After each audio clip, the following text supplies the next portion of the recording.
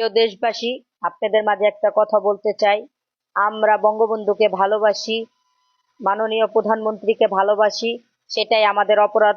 এই কারণে আমার বাবাকে তারা মিথ্যা মামলায়, সন্ত্রাস বিরোধী মামলায় তাকে গ্রেপ্তার করেছে। ঢাকা 4 আসন, শ্যামপুর থানা।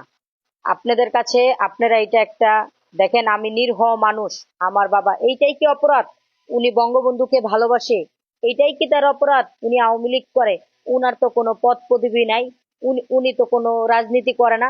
উনি বঙ্গবন্ধুর আদর্শ, বঙ্গবন্ধুর একটা সৈনিক, সে বুকে ধারণ করে, সেটাই তার অপরাধ। এই কারণে তারা আমার এলাকার যারা আছে, তারা আমার বাবাকে মিথ্যা সন্ত্রাস বিরোধী মামলা 144 ধারায় তাকে মামলা দেওয়া হয়েছে। সে আজকে 5 দিন যাবৎ কারাগারে রয়েছে, কেরানীগঞ্জ কারাগারে রয়েছে। আপনাদের সবার কাছে আমি পর্যাপ্ত পরিমাণ শেয়ার চাই। সবাই আমার বাবার জন্য একটা ভিডিও করবেন। আমার বাবাকে মুক্তি চাই। আমার বাবা দিন আনে দিন খায়, উনি নিরীহ একটা মানুষ। উনি 2বার হার্ট স্ট্রোক করেছে। উনি আবার যদি উনার এই কারণেও যদি কোনো কিছুতে আমার বাবার যদি কিছু হয়, আমি প্রত্যেকটা মানুষকে কখনোই ছেড়ে দিব না।